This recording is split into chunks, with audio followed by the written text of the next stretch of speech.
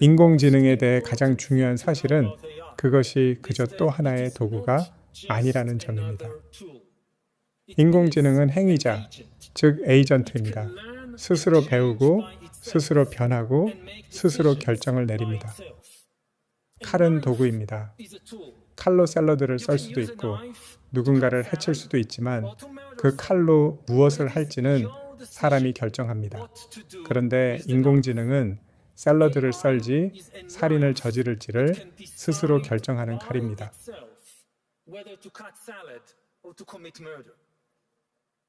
두 번째로 알아야 할 사실은 인공지능이 대단히 창의적인 행위자가 될 수 있다는 점입니다. 인공지능은 새로운 종류의 칼은 물론 새로운 음악과 의약품, 그리고 새로운 돈까지 만들어내는 칼입니다. 세 번째로 알아야 할 사실은 인공지능이 거짓말을 하고 사람을 조종할 수 있다는 것입니다. 40억 년에 걸친 진화는 살아남으려는 존재라면 무엇이든 거짓말과 조종을 배운다는 사실을 보여주었습니다. 그리고 지난 4년은 인공지능 에이전트가 살아남으려는 의지를 가질 수 있고 이미 거짓말하는 법까지 배웠다는 사실을 보여주었습니다.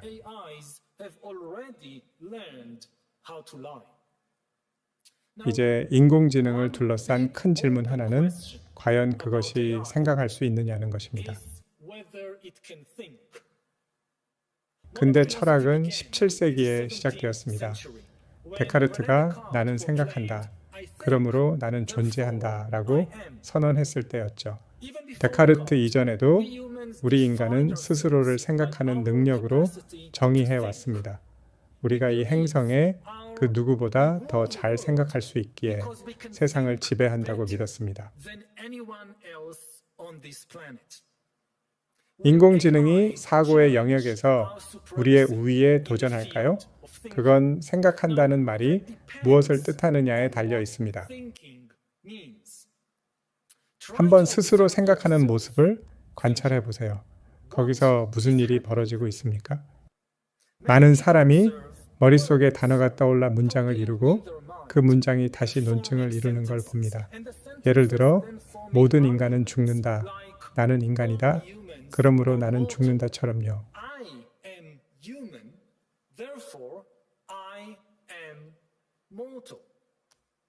만약 생각한다는 게 정말로 단어와 언어 토큰을 순서대로 배열하는 것이라면 인공지능은 이미 수많은 사람보다 훨씬 더 잘 생각합니다.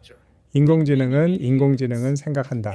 그러므로 인공지능은 존재한다 같은 문장도 충분히 만들어냅니다. 어떤 사람들은 인공지능이 그저 그럴듯한 자동 완성일 뿐이라고 말합니다. 문장에서 다음 단어를 예측하는 것에 불과하다고요. 하지만 그것이 인간의 정신이 하는 일과 그렇게 다를까요? 머릿속에 다음으로 떠오르는 단어를 한번 붙잡아 보세요. 왜 그 단어를 떠올렸는지, 그게 어디서 왔는지 정말 아십니까?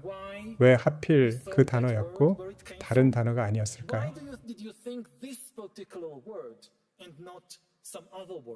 아십니까? 단어를 순서대로 배열하는 것에 관한 한 인공지능은 이미 우리 중 많은 이보다 더 잘 생각합니다. 그러므로 단어로 이루어진 것은 무엇이든 인공지능이 가져갈 것입니다. 법이 단어로 되어 있다면 인공지능이 법체계를 가져갈 것입니다. 책이 단어의 조합일 뿐이라면 인공지능이 책을 가져갈 것입니다.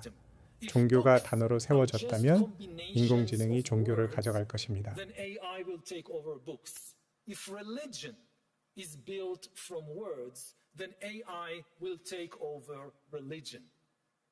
이것은 특히 이슬람교, 기독교, 유대교처럼 책에 기반한 종교에 들어맞습니다. 유대교는 스스로를 책의 종교라 불렀고 궁극적 권위를 인간이 아니라 책 속의 단어에 부여합니다.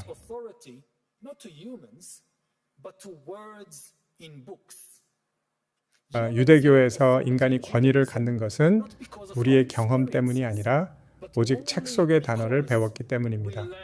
그런데 그 어떤 인간도 모든 유대교 책의 모든 단어를 읽고 기억할 수는 없습니다.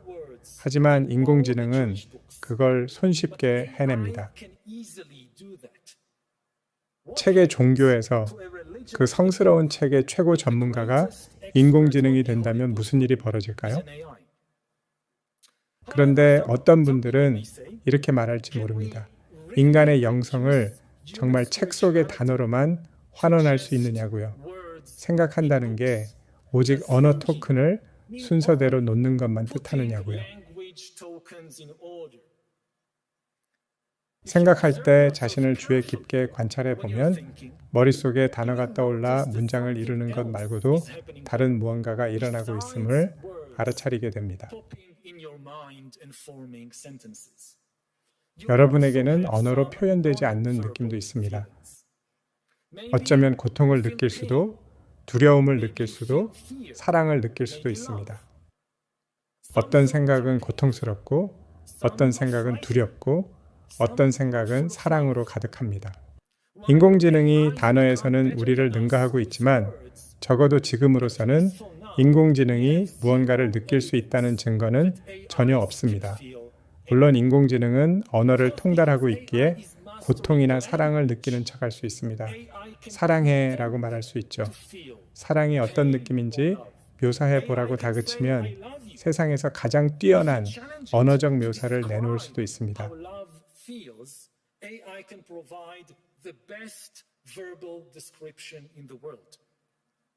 인공지능은 수많은 사랑, 시와 심리학 책을 읽고 그 어떤 인간 시인이나 심리학자, 연인보다도 사랑의 감정을 더 잘 묘사할 수 있습니다. 하지만 그것은 단어일 뿐입니다.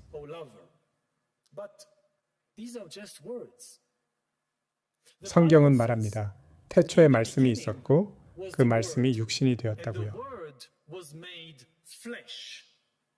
라틴어 격언은 말합니다. 단어로 표현될 수 있는 진리는 절대적 진리가 아니라고요. 역사 내내 사람들은 늘 말과 육신 사이의 긴장, 즉 단어로 표현될 수 있는 진리와 단어 너머에 있는 절대적 진리 사이의 긴장과 씨름해 왔습니다. 예전에 이 긴장은 인류 내부의 것이었습니다. 서로 다른 인간 집단 사이의 문제였죠. 어떤 사람들은 단어의 최고의 중요성을 부여했습니다. 예를 들어 성경의 몇 마디 단어 때문에 동성애자인 아들을 내치거나 심지어 죽이려 들기까지 했습니다.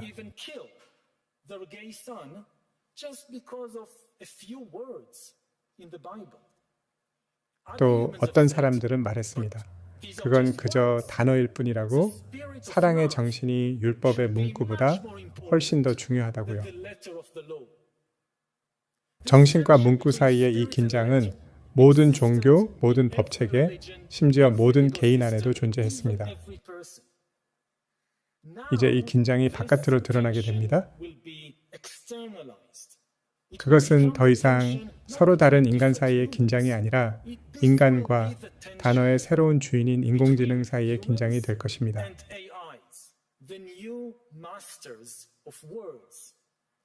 단어로 이루어진 것은 무엇이든 인공지능이 가져갈 것입니다.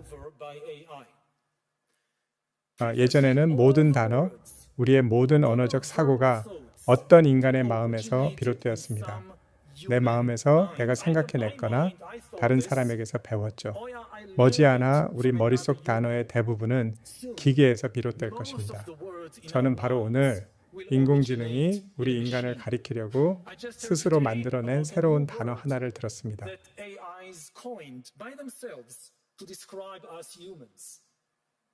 그들은 우리를 감시자들이라고 불렀습니다. 자기들을 지켜보는 감시자들이라고요? 머지않아 인공지능은 우리 머릿속 단어 대부분의 근원이 될 것입니다.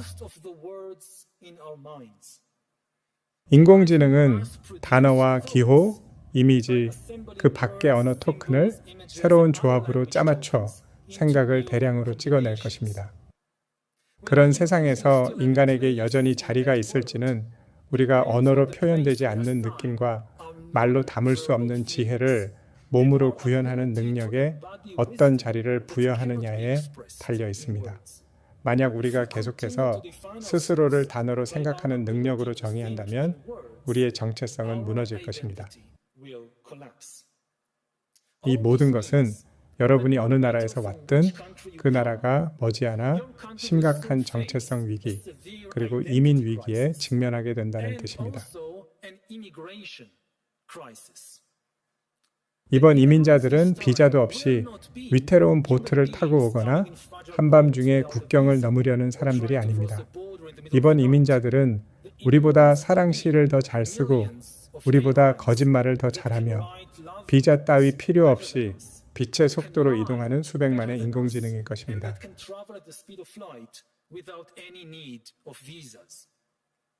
인간 이민자처럼 이 인공지능 이민자들도 여러 이점을 함께 가져옵니다. 의료 체계를 도울 인공지능 의사, 교육 체계를 도울 인공지능 교사, 심지어 불법 인간 이민자를 막을 인공지능 국경 경비대까지 갖게 되겠죠. 하지만 인공지능 이민자들은 문제도 함께 가져올 것입니다.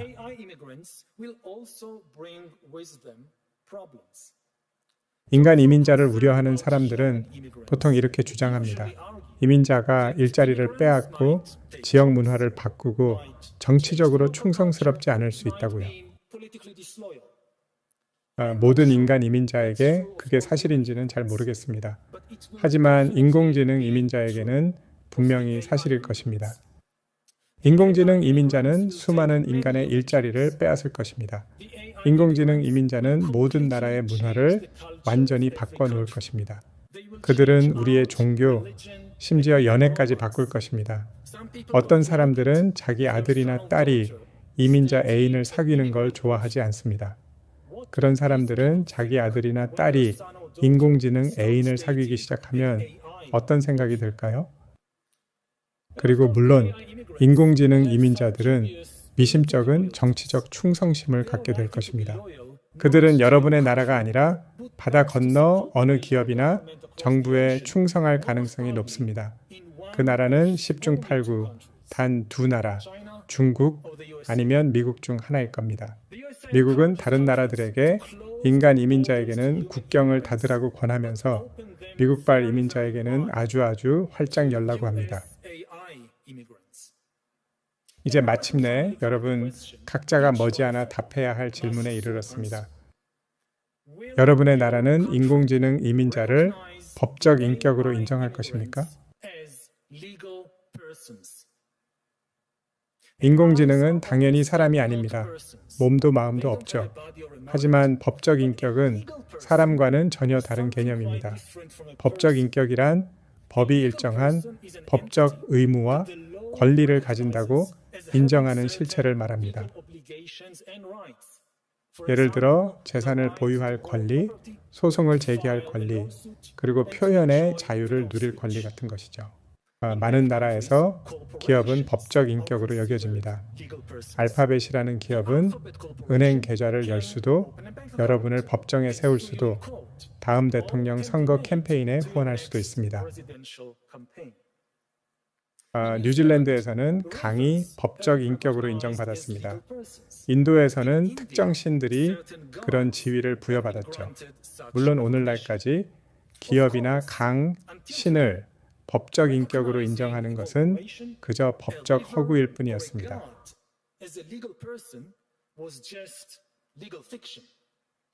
실제로 알파벳 같은 기업이 다른 기업을 인수하기로 하거나 어느 힌두교 신이 여러분을 법정에 세우기로 한다 해도 그 결정을 실제로 내린 건 신이 아니었습니다. 어떤 인간 경영진이나 주주, 수탁자가 내린 것이었죠.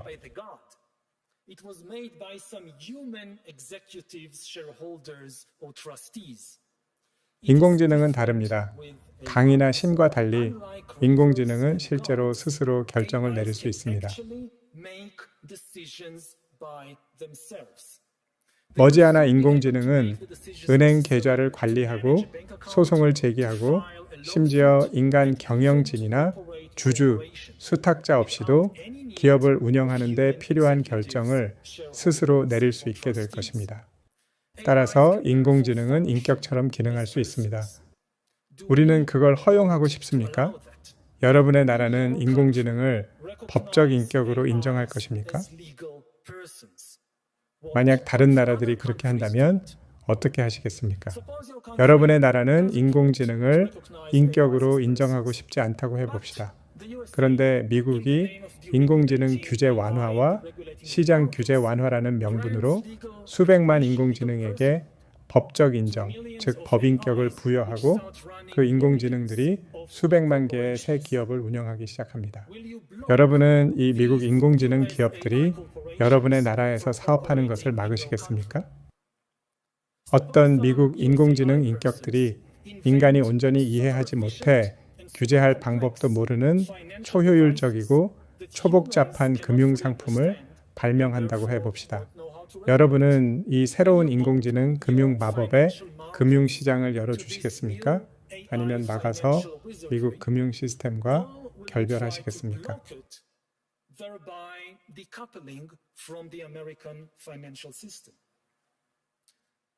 어떤 인공지능 인격들이 수백만 명의 신앙을 얻는 새로운 종교를 만든다고 해봅시다.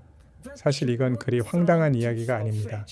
역사상 거의 모든 종교가 자신은 인간이 아닌 지성에 의해 창조되었다고 주장해 왔으니까요. 자, 여러분의 나라는 이 새로운 인공지능 종파와 그 인공지능 사제와 선교사에게 종교의 자유를 허용하시겠습니까? 어쩌면 좀 더 간단한 것부터 시작해야 할지 모릅니다. 여러분의 나라는 인공지능 인격이 소셜미디어 계정을 열고 페이스북과 틱톡에서 표현의 자유를 누리고 아이들과 친구가 되는 것을 허용하시겠습니까? 물론 그 질문은 10년 전에 던졌어야 했습니다. 소셜미디어에서 인공지능 봇은 적어도 지난 10년간 사실상 인격으로 활동해 왔으니까요. 인공지능을 소셜미디어에서 인격으로 대해서는 안 된다고 생각하신다면 10년 전에 행동하셨어야 합니다. 지금부터 10년 뒤면 인공지능이 금융시장에서, 법정에서, 교회에서 인격으로 기능해야 하는지 여러분이 결정하기엔 너무 늦을 것입니다. 다른 누군가가 이미 여러분 대신 그것을 결정해 버렸을 테니까요. 인류가 어디로 갈지에 영향을 미치고 싶다면 지금 결정을 내려야 합니다. 자, 리더로서 여러분의 답은 무엇입니까? 인공지능 이민자가 법적 인격으로 인정받아야 한다고 보십니까? 그렇지 않다면 그걸 어떻게 막으시겠습니까?